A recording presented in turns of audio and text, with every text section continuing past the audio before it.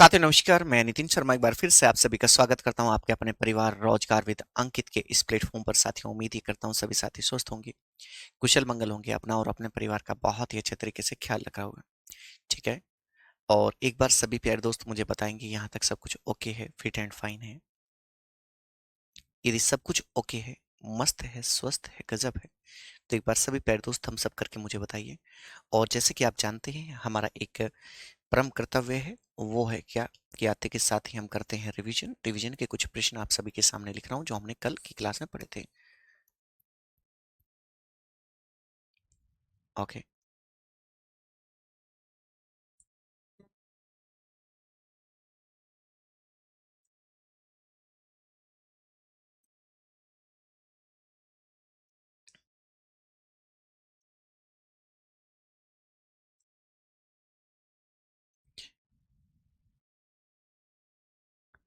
जी, पहला प्रश्न ये आप सभी के सामने है। गांधी जी ने किस गोलमेज सम्मेलन में भाग लिया? किस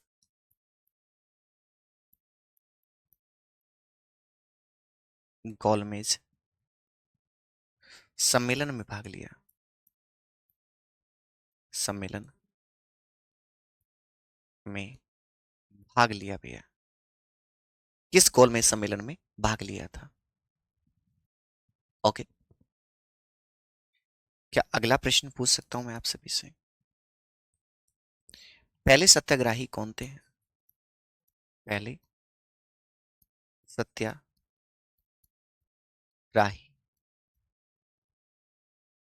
कौन थे?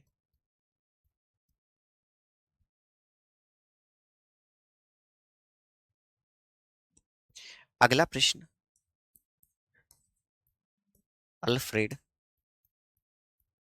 अल्फ्रेड पार्क का नया नाम नया नाम क्या है? ठीक है। अल्फ्रेड पार्क का नया नाम क्या है?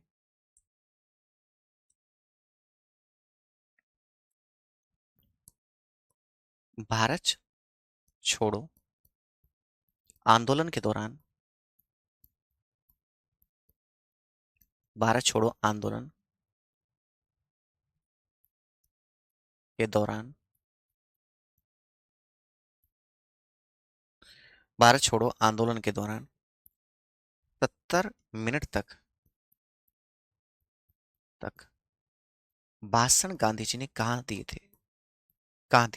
चार प्रश्न हैं, चारों प्रश्नों के आंसर मैं चाहता हूँ आप प्यार सभी दोस्त सभी प्यारे भाई बहन दीजिएगा।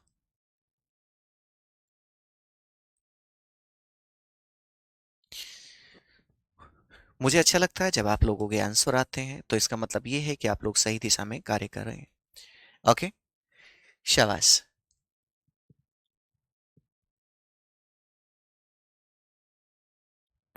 Very good. गांधी जी ने किस गोलमेज सम्मेलन में भाग लिया था? आप बताएंगे सेकंड में, दूसरे में। पहले सत्याग्रही कौन थे? विनोबा भावे। विनोबा भावे। अल्फ्रेड पार्क का नया नाम क्या है? आजाद पार्क। आजाद पार्क। ओके। और कहाँ? बंबई स्थित ग्वालियर टैंक। मुंबई स्थित ग्वालियर टैंक।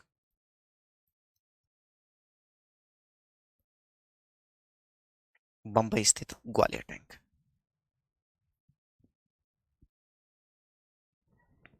ओके। बच्चे आज की समस्या है, आज के बाद में वो मिसमैच नहीं होंगी क्लासेस, क्योंकि आप जानते हैं आज हमारी अंतिम क्लास है। अब जो मैं आज आपको चैप्टर कराने वाला हूँ, कुछ बच्चे हैं ना इसे बहुत ज्यादा कठिन मानते हैं, लेकिन मैं मेरा पूरा प्रयास रहेगा कि मैं आपको बहुत धैर्य के साथ में चीजें कराऊं। ठीक है। कुछ प्यारे दोस्त ऐसे हैं जिन्होंने चारों सही उत्तर दिए हैं। भारत के गवर्नर गवर्नर जनरल और वाइस राय, ठीक है, इन सब के बारे में जानेंगे। अब बात करते हैं, शुरुआत करते हैं इन चीजों को लेकर कि देखिएगा कुछ चीजें मैं आपको समझाता हूं। जैसे मान के चलिए शब्द है वायसराय। वायसराय, तो भैया जो वायसराय इज इक्वल टू आज का है ना, आज का प्रेसिडेंट है, वो उसके बराबर हुआ करता था। एक शब्द था गवर्नर। गवर्नर, आप जानते हैं जो गवर्नर हुआ करता था वो सिर्फ और सिर्फ राज्य की कार्यपालिका यानी कि एग्जीक्यूटिव चीजों को दिया देखा करता था। और आप जानते हैं कि एक शब्द फिर इसके साथ में जुड़ गया, गवर्नर जनरल। गवर्नर जनरल, ठीक है। तो जनरल कहाँ होते हैं भैया? जनरल होते हैं सेनाओं में, सेना में। इसी प्रकार से गवर्नर एक तो राज्य यानी कि जो राज्य की कार्यपालिका और सैन्य दोनों शक्तियों का स्वामी था, वो क्या कहलाया? गवर्नर जनरल कहलाया।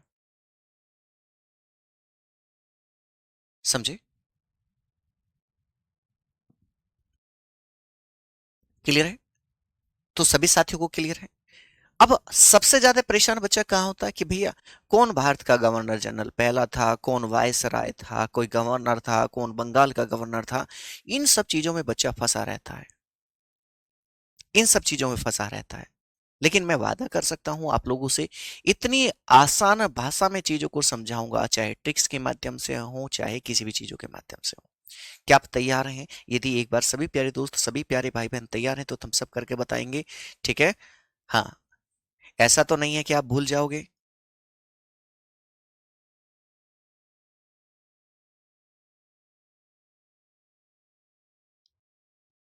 हाँ संदीप जी, बिल्कुल। सर आपकी याद आएगी। क्या करूं? देखिएगा, चलो मैं लेकर चलता हूं अब आपको। यहां आपको दिखाई दे रहा है बंगाल के governor, governor general and viceroy. देखिएगा, पहले बड़ी स्पीड से पढ़ता हूं चीजों को और फिर चीजें बहुत आसान समझ में आएगी। पहले बंगाल का पहला गवर्नर रॉबर्ट क्लाइव, बंगाल का पहला governor general Warren Hasting, Bharat का पहला governor general William Bentinck. William भी शब्द लगा लेना, विलियम, विलियम बेंटिक।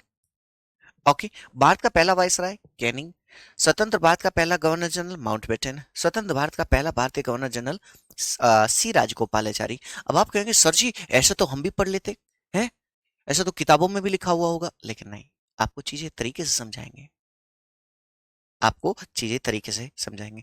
सच बात बताऊं, पता नहीं क्यों कि आज मैं लास्ट क्लास बोल तो रहा हूं, लेकिन मतलब अंदर से है ना चीजें ऐसे हो रखी हैं कि दिन ही कितने हुए थे अभी आपसे जुड़े हुए, और मुझे क्लास लास्ट करनी पड़ रही है क्योंकि सिलेबस हमारा कंप्लीट हो चुका है, आपकी अन्य क्लासेस भी होनी है।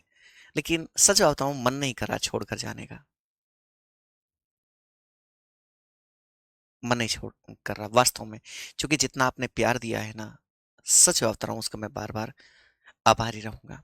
चलिए बच्चे, ये पीडीएफ से ही करना पड़ेगा, पीडीएफ से नहीं करोगे तो ये चीजें आपके कवर होंगी ही नहीं। समझे?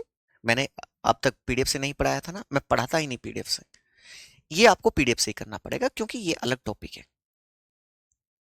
हाँ सर जी, आप मत जाइए प्लीज, आप प्रैक्टिस सेट आप करवाओ। नहीं बच्चे, टीचर अच्छे हैं सब लोग। देखिएगा, बागपत से कितने हैं? मेरठ बागपत से कितने लोग हैं एक बार बताइएगा, जितने लोग मेरठ बागपत से हैं। आपको एक ट्रिक याद रखिए। ट्रिक क्या है? ट्रिक है, रॉबर्ट है, रॉबर्ट है विलियम की मौसी, विलियम, रॉबर्ट है विलियम की मौसी, मौसी। बस ये ट्रिक याद रखना, चीजें आपके कंठस्थ हो जाएंगी। समझे?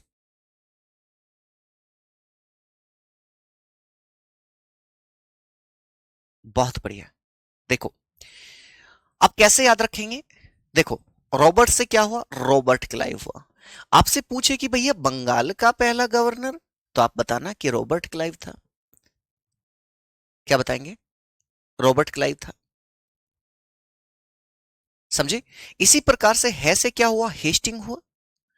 अब जो सिर्फ बंगाल का है भैया, बंगाल का गवर्नर था।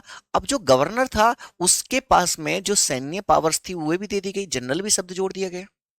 अब जो बंगाल का गवर्नर था वो गवर्नर जनरल कहलाने लगा। क्या बताएंगे कि भैया वो गवर्नर जनरल कहलाने लगा। इसी प्रकार से अब जो बंगाल का गवर्नर जनरल था वो पूरे भारत का गवर्नर जनरल कहलाने लगा। क्या कि भैया पूरे भारत का कहलाने लगा। समझे? भारत का पहला वायसराय कौन था? वायसराय। अब ये वायसराय क्या था मैं आपको बता दूं।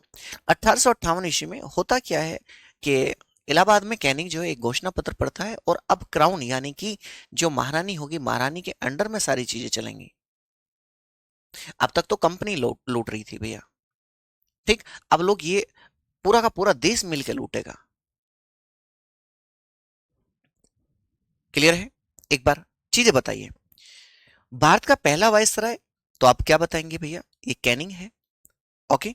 स्वतंत्र भारत का पहला गवर्नर जनरल, स्वतंत्र भारत का माउंटबेटन, मौ से क्या होगा? माउंटबेटन होगा। और स्वतंत्र भारत का पहला भारतीय गवर्नर जनरल कौन था बच्चे? ये सी राजगोपालाचारी यानी चक्रवर्ती राजगोपालाचारी था। मैंने क्या कहा है बच्चे? ऐसा नहीं है कि इसी क्रम में पूछेगा, लेकिन मैंने आपके सामने ये पूरा पेज दिया है चीजों को याद रखने का, क्योंकि ये कुछ अंग्रेजों के नाम है। मैंने बिल्कुल बिल्कुल विनोद कुमार जी, मैं आपकी बात से सहमत हूं। आपके पास में कोई बेटर तरीका हो सकता है इस चीज को पढ़ने का, तो आप उससे भी पढ़ सकते हैं। मैं तो हमेशा आपको वो चीज देने का प्रयास करता हूं। समझे?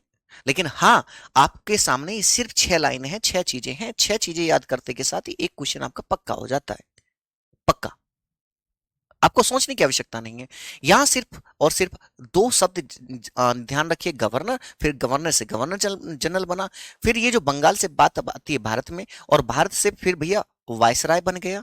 ठीक है? और वायसराय के बाद में फिर से गवर्नर जनरल बना, और फिर उसके बाद में एंड में भारतीय गवर्नर। सिर्फ 6 चीजें।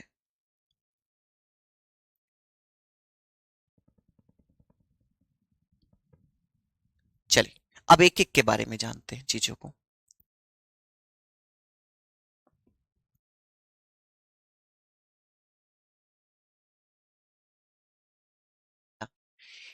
आपके सामने क्लाइव के बारे में कुछ चीजें लिखी हुई हैं। जैसे क्लाइव के बारे में मैंने एक व्यक्ति करा रहा हूं, उसके शासनकाल में जो चीजें हुई हैं, क्योंकि यहाँ आपके युद्ध वगैरह जो हैं वो सब चीजें तैयार हो जाएंगे।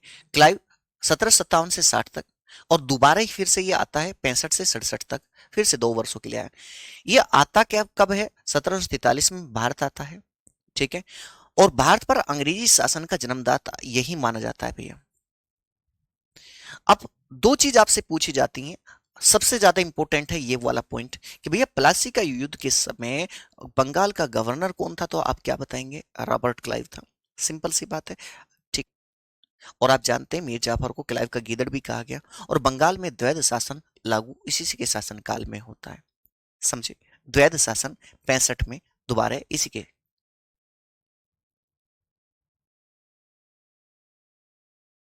समझे? अंकित वर्मा जी, ये स्टैटिक जीके का काम है। Static GK. सभी साथियों को चीजें क्लियर है? तो हमने रॉबर्ट क्लाइव के बारे में जाना। इसके बाद में जो व्यक्ति आते हैं, सुनिएगा, इसके बाद में एक व्यक्ति आया हॉलवेल 1760 ईस्वी में। आप जानते हैं ब्लैक होल की घटना की जानकारी इसी व्यक्ति ने दी थी। समझे? सत्येंद्र कुमार, आपने सही कहा, ये सब चीजें तब सब ये दुष्प्राणी नहीं जानते ना। तो ब्लैक होल की घटना सभी प्यारे दोस्त बताएंगे, ब्लैक होल ट्रेजेडी कब हुई थी? आप बताएंगे कि भैया 20-21 जून 1756 ईस्वी में, 20-21 जून 1756 ईस्वी में ब्लैक होल ट्रेजेडी हुई थी, जिसमें आप जानते हैं सिराज ने कलकत्ता किले पर आक्रमण करके 146 लोगों को गिरफ्तार कर लिया था और उन्हें एक कमरे में बंद कर दिया था, और अगले दिन मात्र 23 लोग जीवित बचे थे। समझे? अब प्लासी का युद्ध तो किसके भैया? आप जानते हैं क्लाइव के शासनकाल। लेकिन जब बक्सर का युद्ध होता है उस समय कौन रहता है भैया? वेंसीटार्ट। ये 60 से 65 तक लगभग 5 वर्षों तक रहा। ओके। इसी प्रकार से आता है 69 से 72 तक कौन रहा था कि भैया कार्टियर रहा। कौन रहा था? कार्टियर रहा। बंगाल में भीषण अकाल पड़ा था 1770 ईस्वी में, इसी के शासनकाल में। इंपॉर्टेंट है। और मैं ये कहूं कि भैया सारी चीजें सिर्फ और सिर्फ मैंने इंपॉर्टेंट सिर्फ आपके लिए ये तैयार करी हैं, तो मैं कह रहा हूं कि इंपॉर्टेंट एक भी चीज छोड़ मत देना।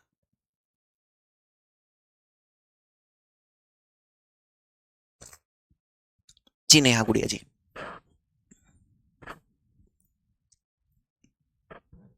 बच्चे स्वास्थ्य ठीक नहीं है, प्लीज। हाँ।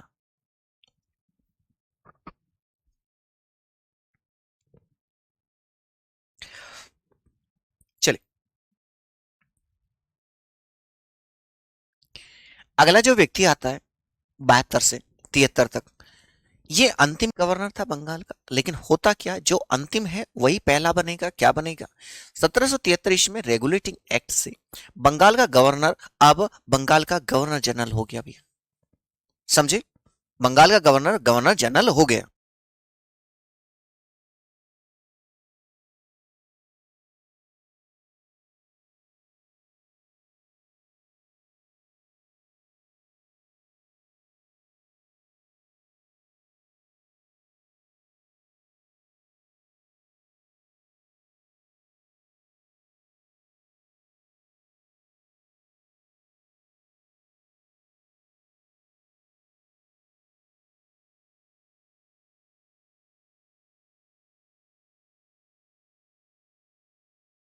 यहां तक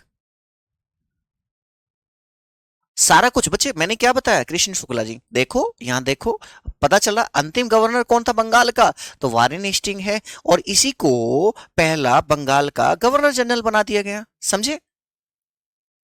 चीजें क्लियर हैं? अब ये रेगुलेटिंग एक्ट क्या है, आसान भाषा समझिए। जैसे कि घर में गैस होती है भैया, घर में गैस होती है, और गैस में क्या होता है? रेगुलेटर होता है। उसे हम कम कर देंगे तो कम हो जाएगा, और ज्यादा कर देंगे तो ज्यादा हो जाएगा।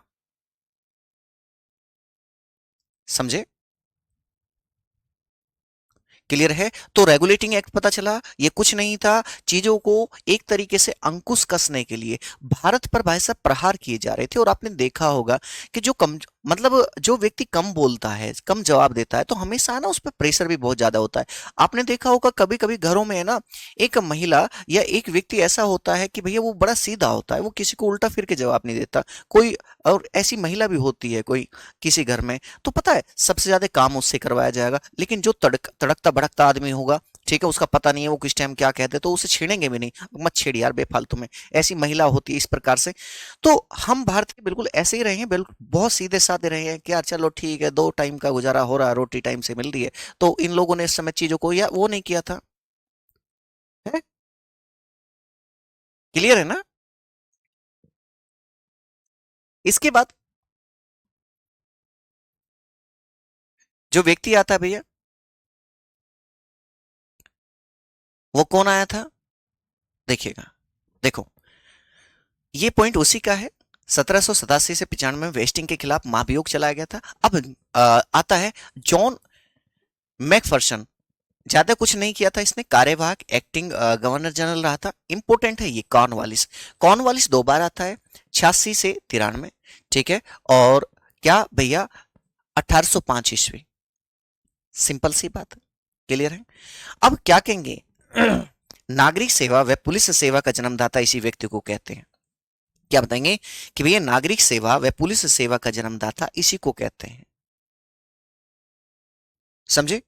तो क्या बताया कि भैया नागरिक सेवा व पुलिस सेवा का जनक इसी व्यक्ति को कहते हैं। वालिस देखो, जैसे सुनो, देखो, लिस आ रहा है, यहां भी लिस आ रहा है, और यहां भी लिस आ रहा है। ठीक है, तो कैसे याद रखेंगे? Cornwallis police.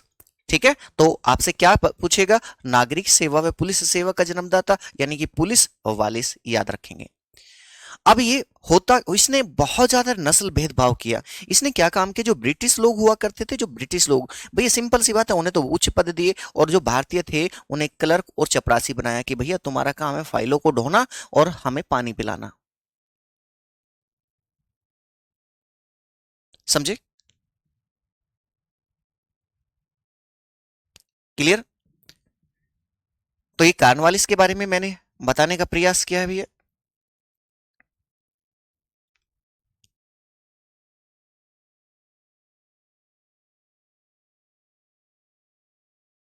इसके बाद में इसी व्यक्ति ने भैया 1793 ईस्वी में स्थायी बंदोबस्त लागू किया था, ठीक है, और जिसे आप अन्य नाम क्या देते हैं, इस्तमरारी प्रथा कहते हैं।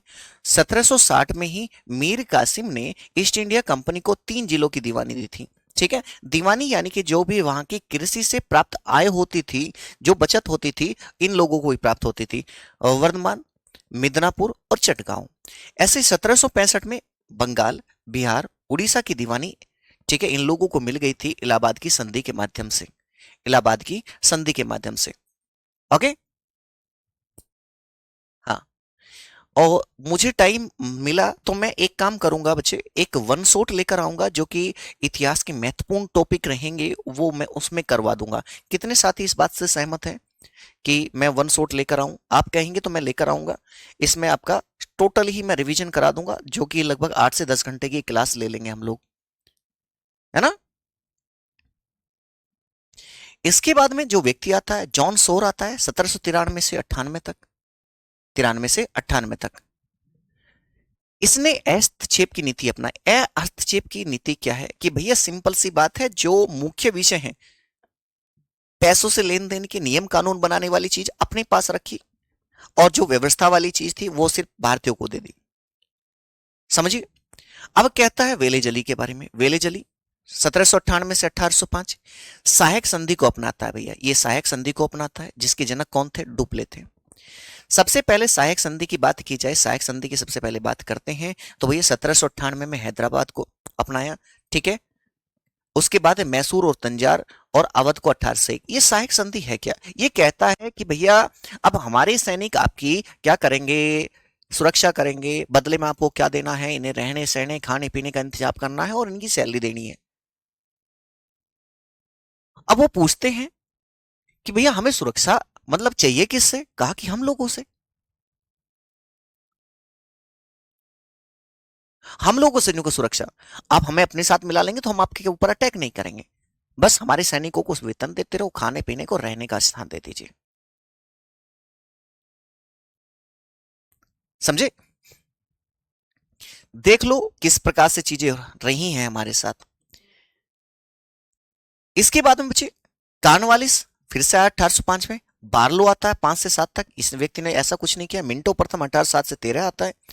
1809 में राजा रणजीत सिंह के साथ में अमृतसर की संधि होती है भैया, इसके शासनकाल में। आप जानते हैं इसमें ऐसा और कुछ हुआ नहीं था। इसके बाद जो व्यक्ति आता है वो व्यक्ति आता है भैया एमहर्स्ट। इंपोर्टेंट है यहां से थोड़ा सा एमहर्स्ट। एमहर्स्ट से मैंने तीनों आपके आंग्ल बर्मा युद्ध करा दूंगा, सुनिएगा। एमहर्स्ट की बात की जा रही है 1823 से 28 तक, समझे। और यहां पर मैं आपको तीनों युद्ध करा दे रहा हूं, बड़े ध्यान से सुनिएगा। प्रथम आंग्ल बर्मा युद्ध जो है भैया 1824 से 26 तक चलता है, इंपोर्टेंट है, ठीक है। ए बी याद रखेंगे, ए बी, ठीक है। ए बी एम कैसे याद रखेंगे? A B M. ए आंग्ल बर्मा युद्ध किसके साथ में भैया? M Hearst. एम से याद रखो बस, ए बी एम। भैया यामडू की संधि होती है 1826 में, ये युद्ध की समाप्ति हुई। अब आपसे जब एक करा दिया तो भैया तीनों पता होने चाहिए। फिर दूसरा कब होता है भैया? क्या याद रखेंगे? 1852 में डलहौजी का काल आ चुका था। फिर तीसरा जो है, जब तीसरा पूछे आपसे तो 1885-86 में डफरिन। ओके, बस तरीका मान के चलो, कैसे भी तरीके से याद रख लो भैया। ये किस किस का शासनकाल, जैसे एबीएम याद रखा, इसे एबीडी याद रखो, एबीडी, एबीडी आंग्ल बर्मा युद्ध। ये डलहौजी, ये डफरिन है। चीजें याद रखना बड़ा आसान है। अभिषेक जी वो अभी नहीं आएगा, वो बाद में आएगा, वो 1909 में आएगा। तीनों के तीनों क्लियर हुए। चलिए अब बेंटिक के पास लेकर चलता हूं। यहां इस व्यक्ति के शासनकाल में बहुत सारे काम हुए हैं, बहुत सारे काम हुए हैं, तो उन्हें देख लीजिए। देखो, बेंटिक पहले मद्रास का गवर्नर रह चुका था, सिंपल सी बात है। अब होता क्या, 10 जुलाई 1806 में वेल्लोर विद्रोह इसी के समय में हुआ था तमिलनाडु में। 1828 से 33 तक बंगाल का गवर्नर जनरल बनाया। 1833 से 35 तक भारत का गवर्नर जनरल बना। पहले बंगाल का था, फिर ये जो पद है कब चेंज हुआ बच्चे? ये 33 में चेंज हो गया था। जो बंगाल का गवर्नर जनरल था वही अब पूरे भारत का गवर्नर जनरल, ठीक है, यानी कि जो इसकी शक्तियां थी उसका विस्तार कर दिया गया। इसी प्रकार से सती प्रथा का अंत 1829 ईस्वी में किसके, भैया राजा राम मोहन राय की सहायता से, प्रयासों से क्या कर दिया गया, सती प्रथा का अंत। ये सती प्रथा भैया मैं यूं कह रहा हूं सबसे गंदी चीज थी, और सबसे ज्यादा मैं कह सकता हूं कि इस व्यक्ति ने इसमें बहुत सहयोग दिया था। कहा कि यार ये लोग हैं कैसे, लोग है ना, मतलब भावनाएं आहत होती थी भारतीयों की कि यार उसने भी किया है, उसकी भी बेटी ने, है ना भैया, उसका जो दामाद मर गया था, जब दामाद मर गया था तो उसकी बेटी को भी जिंदा जलाया गया था, तो इसे भी जलाओ। कुप्रथा थी, कुप्रथा। पेंटिक ने कहा कि ये तो अच्छा नहीं है। ये लोग कहते हैं कि हम लोग बुरे हैं, लेकिन ये तो अपनी बेटियों के साथ में इतना बुरा कर रहे हैं, अपनी बेटियों के साथ में। कहा कि इस कुप्रथा का अंत होना चाहिए। तो राजा राम मोहन राय के प्रयासों से भैया सती प्रथा का अंत हो जाता है। ठगी प्रथा का अंत हुआ किसकी, भैया उसके लिए कर्नल स्लीमैन नियुक्त किया गया था एक तरीके से। और शिशु वध पर रोक लगाई गई, शिशु वध पर रोक लगाई गई। शिशु वध पर रोक कैसे लगाई गई, मान के चलिए सिंपल सी बात है, उस समय प्रोटेक्शन वगैरह इतनी हुआ नहीं करती थी, ठीक है, महिलाओं को इतना भैया कहाँ चीजों का पता था। ठीक, वो बार बार प्रेग्नेंट हो जाती तो सिंपल सी बात है कि जो इतने क्रूर व्यक्ति हुआ करते थे, वो बेचारी 9 महीने तक पेट में रखती, जब वो बच्चा पैदा होता तो भैया उसे गला घोट के या कैसे उसे मार दिया जाता। तो ये कुप्रथाएं रही हैं। और मैं हमेशा बोलता हूँ भैया इतिहास तो आपको वैसे पढ़ना चाहिए जब आप गवर्नमेंट जॉब लग जाएं, जब आप होमगार्ड बन जाए, तो मैं चाहता हूँ कि आप मैक्सिमम पुस्तकें पढ़ें। आप फोन में रील देखने से शायद आपको कुछ ज्ञान मिले या ना मिले, लेकिन आपको पुस्तकें पढ़नी चाहिए, आदत पड़ जाएगी आपको। एक बार कोई पुस्तक को तरीके से पढ़ कर दो, देखो आप खो जाओगे, आपकी आंखें खराब नहीं होंगी, आपको एक नॉलेज मिलेगी। समझे।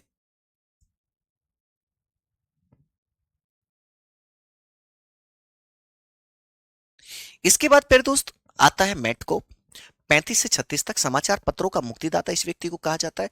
भैया समाचार पत्र को ना बंद कर दिया गया था, तो इसने कहा कि चलिए कोई बात नहीं, लेकिन आपको अंग्रेजों के खिलाफ जो कोई लाइन नहीं लिखनी है। ऑकलैंड आया 1836 से 42 में। आप जानते हैं कि 1840 ईस्वी में इसने सड़क ए आजम को जीटी रोड नाम दिया था। आप सभी साथी बताएंगे सड़क ए आजम किसने बनवाया था। ठीक है शिव चंद्र जी, आज के बाद नहीं आऊंगा। ओके। प्रथम आंग्ल अफगान युद्ध बचे इसी के शासनकाल में हुआ था, 1839 से 42 ईस्वी। ठीक है। इस समय जो राजा कौन था, दोस्त मोहम्मद था। राजा कौन था प्यारे दोस्त, दोस्त मोहम्मद था। भाई शिव चंद्र मुझे माफ कर दें, मुझसे गलती होगी। ओके। अब खुश। इसके बाद में जो व्यक्ति आता है अगला, एलन ब्रो आता है। दास प्रथा का खात्मा इसी के समय में किया गया। ठीक है। 1843 के अधिनियम द्वारा धारा 5 थी। होर्डिंग फर्स्ट आता है 44 से 48 तक। नर बलि प्रथा को समाप्त किया गया, खोर जनजाति में था। ये क्या हुआ करता था, यहां पर आदमी की बलि दी जाती थी। पूरे के पूरे जनजाति के लोग खड़े किए जाते थे। वहां पर एक फूल लिया जाता था, एक फूल। और वो जो फूल था, जो वहां के जनजाति के लोग थे, जैसे आप पल्लू करके खड़ा होते ना, इस तरीके से पल्लू फैलाकर सब खड़े होते थे आंख बंद करके, और एक फूल फेंका जाता था पब्लिक पर, और जिसकी गोद में आकर वो फूल पड़ता था उसकी बलि दी जाती थी, उसकी बलि दी जाती थी भैया। तो इस समय आपसे पूछा जाए तो कैसे याद रखेंगे कि भैया बहुत हार्ड था किसी नर की बलि देना। कैसे याद रखेंगे, बहुत हार्ड था किसी नर की बलि देना, किसी नर की बलि देना। इसके बाद में बहुत सारे काम कौन करता है भैया, ये करता है डलहौजी। ठीक। राज्य हड़प नीति, व्यक्तिगत का सिद्धांत, शांतिपूर्ण विलय की नीति। सिंपल सी बात है, ये क्या था, इसने बहुत दिमाग लगाया इस चीज में। इसने क्या दिमाग लगाया कि भैया इसने क्या काम किया कि जिस भी दंपति के, जिस भी कपल के कोई पुत्र नहीं हुआ करता था, इसने रोक लगा दी कि कोई भी व्यक्ति किसी भी पुत्र को, लड़के को गोद नहीं लेगा। तो गोद नहीं लेगा तो भैया उसकी संपत्ति कौन संभालेगा, कि अंग्रेज संभालेंगे ना, जैसे कि अपने बाप के घर से, पिता के घर से लेकर आए हों, कि कोई भी व्यक्ति गोद नहीं लेगा। और इसने ऐसा ही किया, और यहां पर बहुत बुरी तरीके से आप जानते हैं 1848-56 के आसपास में, और जो 1857 की क्रांति है, इस समय आपने देखा होगा बेगम हजरत महल, रानी लक्ष्मीबाई, ये सिर्फ और सिर्फ अपने बच्चों को एक हक दिलाने के लिए लड़ रही थी। सबसे पहले सतारा को इन्होंने महाराष्ट्र में पड़ता है 1948 में जोड़ा, जैतपुर और संभल को 49 में, 1850 में सिक्किम को, उदयपुर को 52 में, झांसी को 54 में, नागपुर को 54 में, दूसरा आंग्ल सिख भैया इन्हीं के शासनकाल में हुआ था।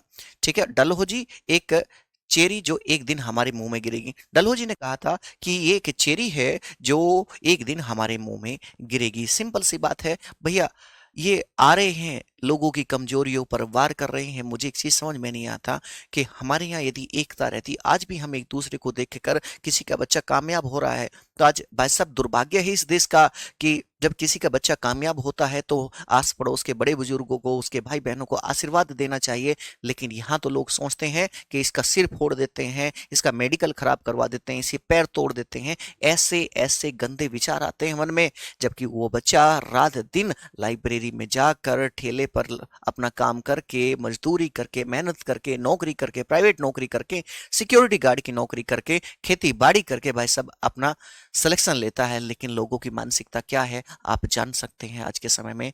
मैं भाई साहब उस हर एक बालक के साथ में हूं जो इस समय दिल और जान लगाकर ये तैयारी कर रहा है, समझे। ये आज की सोच है।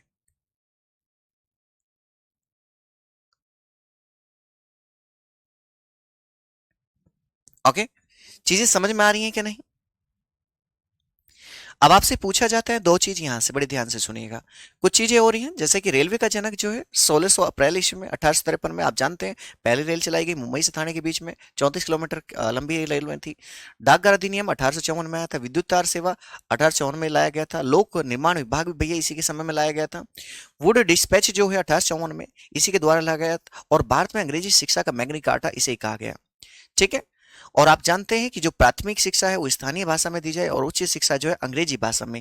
ठीक है। और विधवा पुनर्विवाह अधिनियम को ड्राफ्ट किया। क्या आपको लग रहा है कि ये व्यक्ति इतने दिमाग से काम ले रहे थे कि अंग्रेजी भाषा में शिक्षा दे रहे हैं, उच्च शिक्षा नहीं भैया। इन्हें लगा कि हम ब्रिटेन से कोई क्लर्क क्यों बुलाए, हम इन भारतीयों को अंग्रेजी थोड़ा बहुत बोलना सिखा देते हैं, पढ़ना सिखा देते हैं, ये हमारे क्लर्क के रूप में काम करेंगे। जो काम हमारा 1 लाख रुपए प्रति माह में होना था वो सिर्फ 1,000 रुपए प्रति माह में होगा। ये तो बहुत गरीब बुद्धि के व्यक्ति हैं भारत के, तो बहुत इमोशनल फूल हैं, बहुत ही इमोशनल फूल हैं प्यारे दोस्त।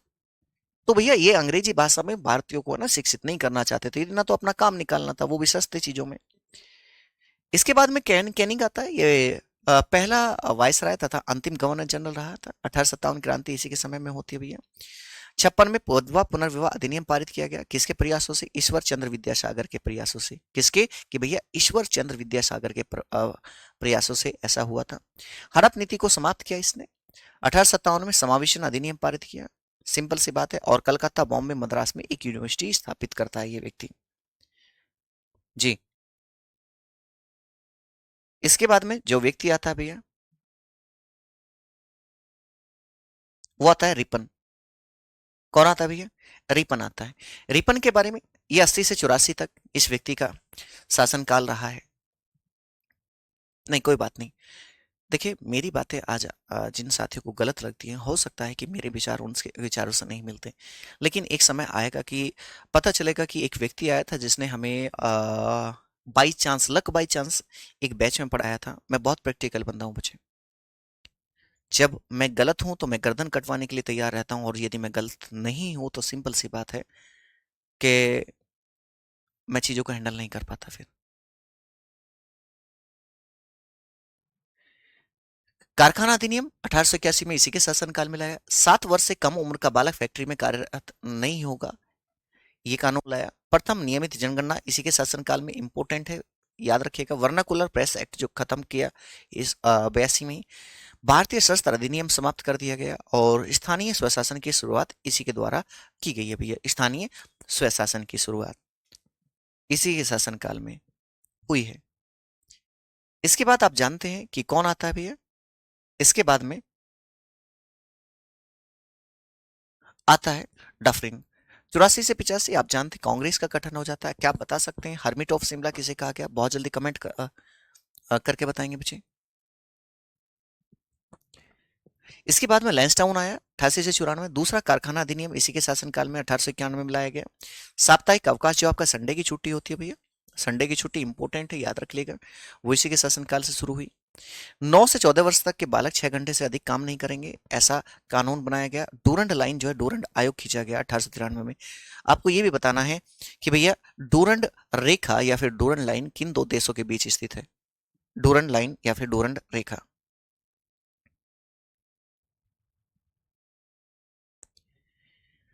बात आती है किसकी? करचन की। 1898 से 1905। आप जानते हैं सबसे कम उम्र का ये वायसराय रहा था भैया, सबसे कम उम्र का वायसराय ये व्यक्ति रहा था।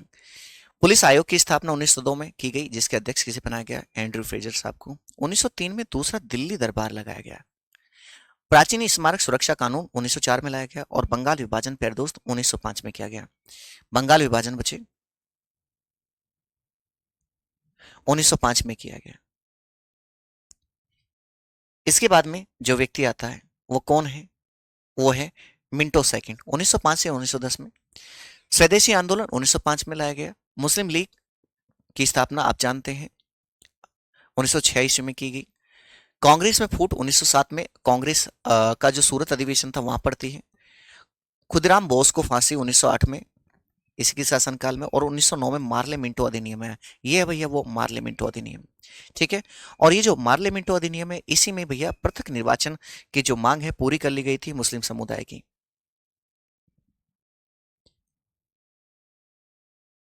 इसके बाद में जो व्यक्ति आता है वो आता है हार्डिंग सेकंड। 1910 से 1916। आप जानते हैं तीसरा दिल्ली दरबार जो है 1911 ईस्वी में लगता है। और गांधी जी भारत आए थे वापस। कब आए थे भारत? एक बार सभी साथी बताएंगे। बहुत अच्छे सभी। गांधी जी भारत कब आए थे वापस?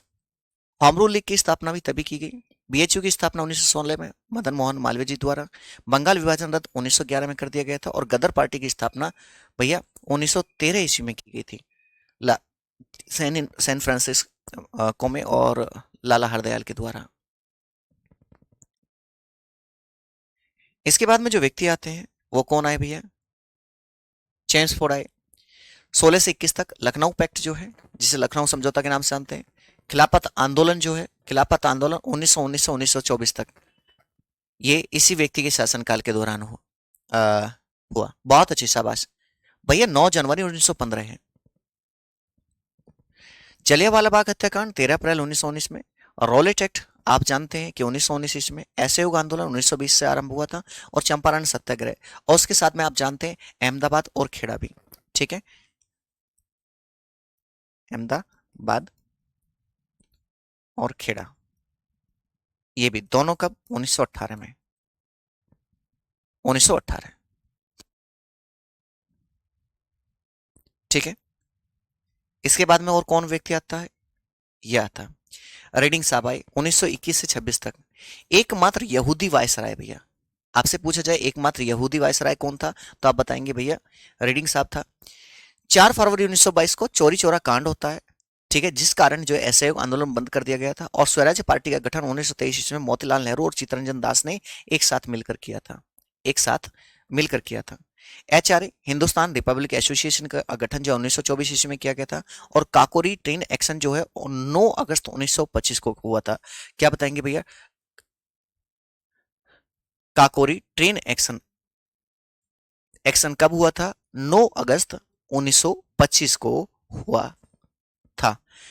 एक भी साथी का मान जाऊं, आप लोग बहुत ज्यादा, मैं मान सकता हूं बुद्धिमान है, कि रीडिंग के बाद में कौन व्यक्ति है, 1926 के बाद में कौन व्यक्ति वायसराय बनकर आया था? एक भी सिंगल पर्सन, चैलेंज है मेरा।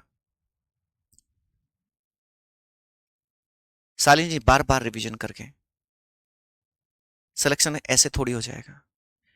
याद रखना, यदि आपका सिलेक्शन हुआ ना, मैं दावे के साथ में आज कह रहा हूं, दावे के साथ में, एक सिपाही यानी कि कांस्टेबल से ज्यादा सेफ रहेंगे आप।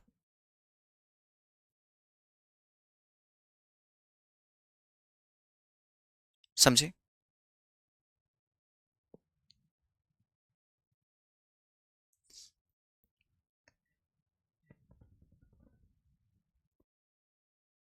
इसके बाद में इरविन आता है भैया। इरविन। सवर्णीय अवज्ञा आंदोलन 1930 से 34 तक। साइमन कमीशन का आगमन और प्रथम गोलमेज सम्मेलन इसी के शासनकाल में होते हैं भैया सारी चीजें। बहुत बढ़िया, शाबाश जिसने बताया है, दिल खुश कर दिया मेरे भाई। इसके बाद जो व्यक्ति आया वो कौन आता है भैया? वेलिंगटन 1931 से 36 तक। वेलिंगटन 1931 से 36 तक। आप जानते हैं दूसरा और तीसरा गोलमेज सम्मेलन होता है। पूना पैक्ट 1932 में हुआ, म्यांमार भारत से अलग 1934 में, बैंकिंग अधिनियम 1934 में, और भारत शासन अधिनियम जो है 1935 में। ये सारी घटनाएं जो हैं, ये सारी घटनाएं प्यारे दोस्त कब हुई? कि आपके वेलिंगटन के शासनकाल में हुई थी। वेलिंगटन, ठीक है। 36 तक हम आ चुके हैं। हमें कहां तक पहुंचना था आप जानते हैं कि 1946-47 तक। लिनलिथ को आता है 1936 से 43 तक। अगस्त प्रस्ताव रखता है ये। मैंने आपको ये समझाया था शायद, हमारी कल ही इस बारे में चर्चा हो रही थी। भारत छोड़ो आंदोलन के समय यही था, क्रिप्स मिशन के समय यही था, फॉरवर्ड ब्लॉक की स्थापना जब सुभाष चंद्र बोस करते हैं उस समय भी यही व्यक्ति था। 43 से 47 तक वेवेल रहता है भैया। वेवेल प्लान आप जानते हैं, वेवेल प्लान लेकर आया था यही व्यक्ति। कैबिनेट मिशन 1940 में इसी के शासनकाल में, और शिमला समझौता भी 1940 में तभी होता है। और एंड में आता है प्यारे दोस्त माउंटबेटन। स्वतंत्रता के समय अगर जो वायसराय की हम बात करते हैं तो कौन व्यक्ति था? यही व्यक्ति था, यही व्यक्ति था। एक बार बताएंगे यहां तक चीजें कैसी हैं? एकदम ठीक हैं, मस्त हैं। चीजें समझ में आई कि नहीं आई?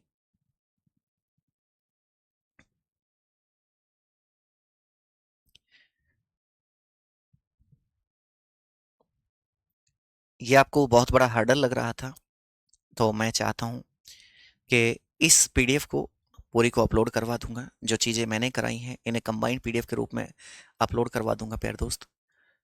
और यदि मैं बात करता हूं प्यारे दोस्त, प्यारे भाई, प्यारी बहन, इस पूरे प्रोसेस में आपके भाई से, बंधु से, दोस्त से, सर से, जो भी आप संबोधित करना चाहते हो, मुझसे कोई गलती हुई है, मेरे मुंह से कोई ऐसा शब्द निकला है जिससे आपकी भावनाएं आहत हुई हैं, ऐसा हो सकता है कि मैंने आपकी कोई बात ना मानी हो, शायद आपके हित के लिए, मैं हाथ जोड़कर आप सभी से क्षमा प्रार्थी हूँ। और मैं कोशिश करूंगा कि बीच में आपके लिए एक वन शॉट क्लास लेकर आऊं, जो कि हमारी कम से कम 8 से 10 घंटे की एक क्लास होगी, जिसमें हम आपकी परीक्षा से संबंधित कुछ महत्वपूर्ण क्वेश्चन कर रहे होंगे। ठीक है, एक बार मैं देखता हूँ, मेरे फेवर में चीज़ होंगी तो मैं इसके लिए बहुत ज़्यादा तरीके से चीज़ों को करूँगा। कंबाइंड पीडीएफ आपको मिल जाएगी बच्चे। गुरुजी, क्या आप दिल्ली सल्तनत फिर से करा सकते हैं? यदि आपको दिल्ली सल्तनत या फिर कोई भी पार्ट करना है तो आप एसएससी जीडी के मैंने दोनों पार्ट कराए हैं, प्राचीन भारत का इतिहास और आपका मध्यकालीन भारत का इतिहास। आप वहां से चीज़ों को कर सकते हैं। समझे, मैंने बहुत अच्छे तरीके से चीज़ें कराई हैं। सर आप कहाँ से हैं? मैं भैया मेरठ बागपत से हूँ। समझे सर, आप कैसे कैसे भैया? टेलीग्राम के माध्यम से हम लोग जुड़े रहेंगे। इंस्टा में चलाता नहीं हूँ। हाँ, मैं उस पर ज़्यादा वो नहीं रहता वैसे। इंस्टा आईडी मतलब नितिन शर्मा सर _RWA करके है, ठीक है ना? वहाँ जुड़ सकते हैं, कोई दिक्कत नहीं है। पर भैया मैं थोड़ा सा लापरवाह आदमी हूँ सोशल मीडिया से, ठीक है, क्योंकि मेरा पढ़ना और पढ़ाना केवल यही काम है।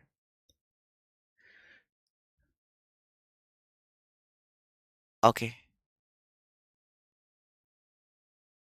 हाँ, आशुतोष मुझे याद है। विक्की सैनी नाम याद रखना बिल्कुल। जब सिलेक्शन हो तो हम सम्मान समारोह में जरूर मिलेंगे। मेरठ बापकत वालों, आपकी तो ड्यूटी यहीं रहेगी भाई। कभी रास्ते मिल जाए तो चालान वगैरह मत कर देना। कभी कभी उनको ये वही मास्टर है, हैं? इसका चालान जरूर होना चाहिए, RWA का मास्टर है। मेरी तरफ से बहुत सारी ब्लेसिंग्स हैं, मेरी तरफ से आपको बहुत सारा आशीर्वाद है, RW परिवार की तरफ से बहुत सारा आशीर्वाद है। ठीक है, आप लोग ऐसे ही हंसते रहो, मुस्कुराते रहो, ठीक है ना? आपको डरना नहीं है, ठीक है? जो आपके हिस्से में आए उसे तरीके से करना है। मैंने बताया था ना, कुछ लोग ऐसे थे कि कहने पर भी उन्होंने ज्वाइन नहीं किया था। अग्निवीर सारा कुछ हो गया था कि 4 साल की नौकरी कौन करेगा। अब दिल्ली पुलिस में भी 20% आरक्षण मिल गया है कि सिर्फ वहां से आओ और दिल्ली पुलिस ज्वाइन कर लो। देखो। हाँ। हाँ जी, स्नेहा भारती जी, बिल्कुल आज खुल के बात कर सकते हैं। आज हमारी ये लास्ट क्लास है। बिल्कुल, मैं तब तक क्लास नहीं छोड़ूंगा जब तक कि आपके एक एक चीज, एक एक कमेंट पूरे नहीं हो। आज दिल से। मौसमी जी कह रहे हैं सर मेरा भी नाम याद रखना। बिल्कुल, आज तो नाम भी लूंगा मैं खुल के। जैकेट लेने आऊंगा गुरुजी, बिल्कुल मोस्ट वेलकम है मेरे भाई।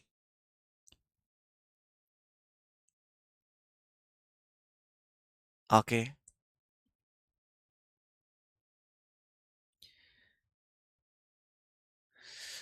आई मिस यू गुरुजी, बहुत याद करेंगे। मैं भी बहुत, सच बात तो मुझे आज ये बोलते हुए बड़ा अजीब सा लग रहा है कि आज हमारी अंतिम क्लास है। सर मैं भूल जाता हूँ, याद नहीं किया। देखिए जब ईश्वर ने शायद भूलना बनाया होगा, इसलिए बनाया होगा, किसी की इकलौती संतान है और यदि वो शहीद हो गई तो उसके माता पिता ज़्यादा विलाप ना करें, वो समय से चीज़ों को भूल जाएं और अपनी बची हुई ज़िंदगी का जीवन यापन करें। ये तो शायद नहीं सोचा होगा कि बच्चे होम गार्ड की भी तैयारी करें होंगे, ठीक है, लेकिन हाँ ईश्वर ने शायद यहाँ सोचा होगा तो एक बात जरूर सोची होगी कि यदि आप किसी चीज़ को बार बार अभ्यास करोगे तो वही चीज़ आपकी याद हो जाएगी। बच्चे होमगार्ड, ये जो होमगार्ड लगा रखा है ना, ये एक देश का रक्षक है। जैसे एक देश का रक्षक बॉर्डर पर खड़ा होगा, एक देश का रक्षक जो है अपने गांव देहात की रक्षा कर रहा होगा ऑफिशियली, समझे, ऑफिशियली कर रहा होगा।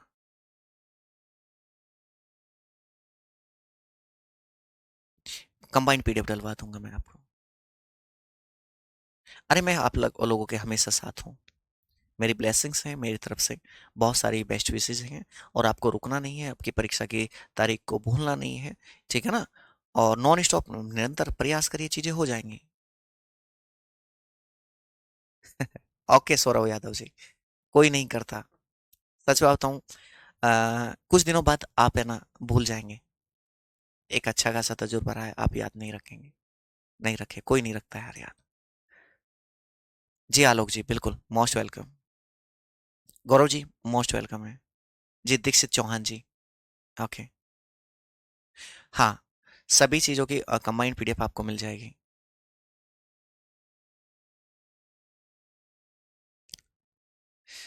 अ, ज़्यादा तो मुझे शेर शायरी नहीं आती है, लेकिन हाँ एक बहुत प्यारी सी लाइन है जो, उसका अर्थ बड़ा गहरा है यार, कि किसी ने हमारी आंखों में धूल क्या झोंकी, कि किसी ने हमारी आंखों में धूल क्या झोंकी, हमें और भी साफ नजर आने लगा, हमें और भी साफ नजर आने लगा। समझे। मैंने बताया बच्चे, मैं मेरठ बागपत से हूँ और मेरा गांव है बालेनी, ठीक है, पूरा महादेव के पास में मेरा गांव पड़ता है, ठीक है, मैं वहां से हूँ। और बताइए। और जिन साथियों को डर लग रहा है ना पेपर से, मतलब कि वो सही दिशा में जा रहे हैं। डर किसे नहीं लगता, जिसने पढ़ा नहीं हो, जिसे वो समझो समझा नहीं हो तरीके से। और गवर्नमेंट जॉब होती है भैया, समझे। और इतना कराइए कि घर आके ना आपको सोचना ना पड़े कि फिजिकल के लिए कॉल आएगी कि नहीं आएगी, सोचना ही नहीं है। अजय पटेल जी, जी भैया। जी अतुल जी, कराऊंगा। जी हर्ष शर्मा। कोई बात नहीं, आज नाम लेने के लिए कोई बात नहीं, मैं आज कोई दिक्कत नहीं, आज मैं नाम लूंगा, कोई दिक्कत नहीं, आज हमारा अंतिम क्लास है। Thank you Ajay Kashyap ji. एक बार बोलिए सर, क्या बोलना है बच्चे। मुकुंद वर्मा, क्या हाल बा। जी अंकित जी, मैं भी बहुत मिस करूंगा आप लोगों को।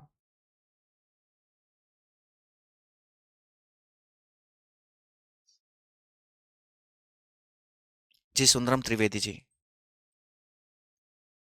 जी शालिनी जी। ओके। बेबी भारती जी। कोई दिक्कत नहीं, आप टेंशन मत लीजिए।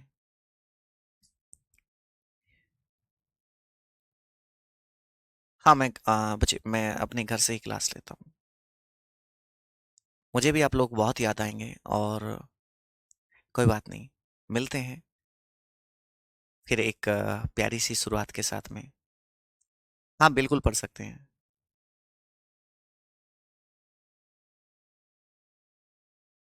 कोई समस्या, कोई दिक्कत।